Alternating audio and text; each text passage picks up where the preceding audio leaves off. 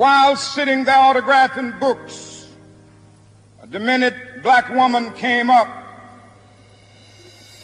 The only question I heard from her was, "Are you Martin Luther King?" And I was looking down writing, and I said, "Yes." The next minute I felt something beating on my chest. Before I knew it, I had been stabbed by this demented woman. I was rushed to Harlem Hospital. It was a dark Saturday afternoon. That blade had gone through, and the x-rays revealed that the tip of the blade was on the edge of my aorta, the main artery. And once that's punctured, you're drowned in your own blood. That's the end of you. It came out in the New York Times the next morning that if I had merely sneezed, I would have died. Well, about 4 days later, they allowed me, after the operation, after my chest had been opened and the blade had been taken out, to move around in the wheelchair in the hospital. They allowed me to read some of the mail that came in, and from all over the states and the world, kind letters came in. I read a few, but one of them I will never forget. I had received one from the president and the vice president. I've forgotten what those telegrams said. I'd received a visit and a letter from the governor of New York, but I've forgotten what that letter said. But there was another letter that came from a little girl, a young girl, who was a student at the White Plains High School. And I looked at that letter, and I'll never forget it. It said simply, "Dear Dr. King, I am a 9th grade student at the White Plains High School."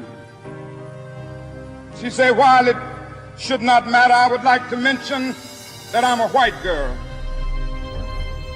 I read in the paper of your misfortune and of your suffering. And I read that if you had sneezed, you would have died. I'm simply writing you to say that I'm so happy that you didn't sneeze." I want to say tonight that I too am happy that I didn't sneeze, because if I had sneezed, I wouldn't have been around here in 1960, when students all over the South started sitting in at lunch counters. And I knew that as they were sitting in, they were really standing up for the best in the American dream and taking the whole nation back to those great wells of democracy which were dug deep by the founding fathers in the Declaration of Independence and the Constitution. If I had sneezed, I wouldn't have been around here in 1962. The Negroes in Albany, Georgia, decided to straighten their backs up. And whenever men and women straighten their backs up, they are going somewhere, because a man can't ride your back unless it is bent. If I had sneezed, I wouldn't have been here in 1963. The black people of Birmingham, Alabama, aroused the conscience of this nation and brought into being the Civil Rights Bill. If I had sneezed, I wouldn't have had a chance later that year in August to try to tell America about a dream that I had had. If I had sneezed, I'm happy tonight. I'm not worried about anything. I'm not fearing any man. Mine eyes have seen the glory of the coming of the Lord.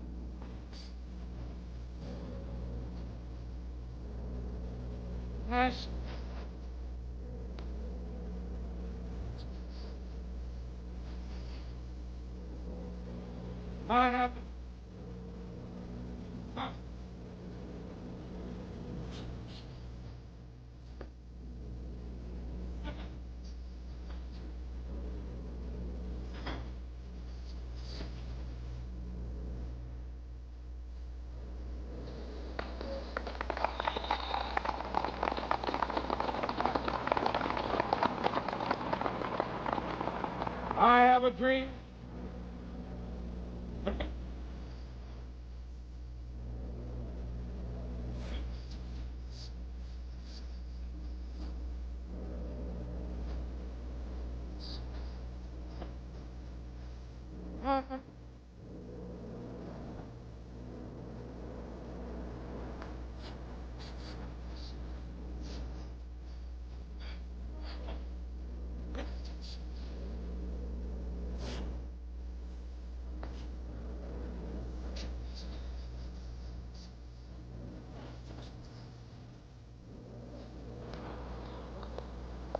My poor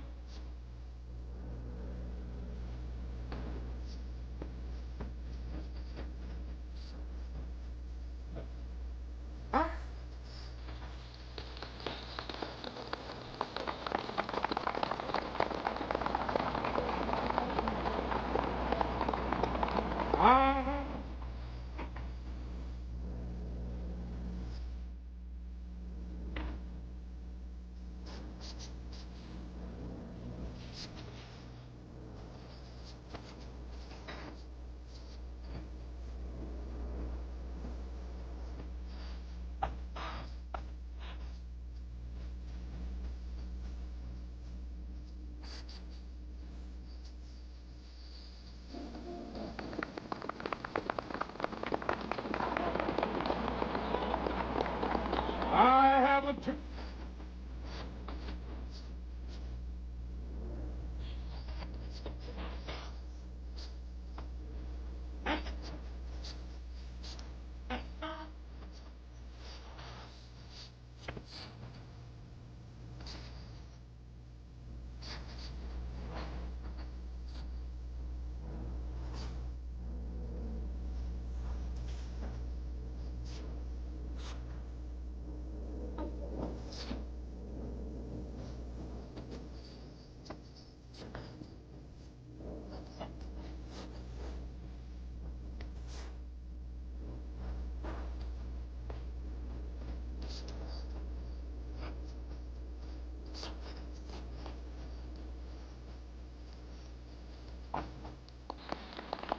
This will be the day.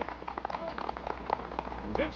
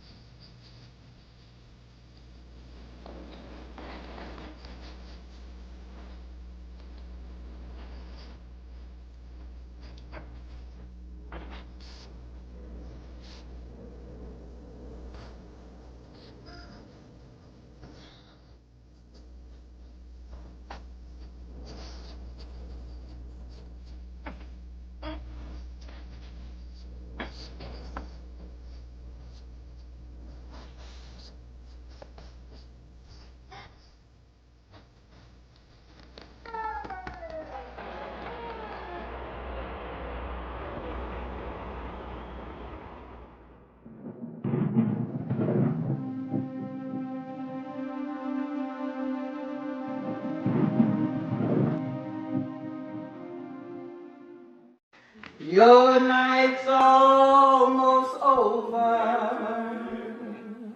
You can write out your song. Write out your song. God is there with you. You may not feel him. You're not alone. You're hurting now, but morning is coming. Just hold on to Jesus and write out your song. Remember God's promise. I'll never leave you. Though the waters are raging, they'll do you no harm. Don't count all the blessings, for the Lord is with you. Just hold on to Jesus and write out your song. Write out your song. God is there with you. You may not feel him. You're not alone. You're hurting now, but morning is coming. Just hold on to Jesus and write out your song. He's right there with you. You can write out your song. He'll never leave you. You can write out your song. Your Jesus loves you. You can write out your song.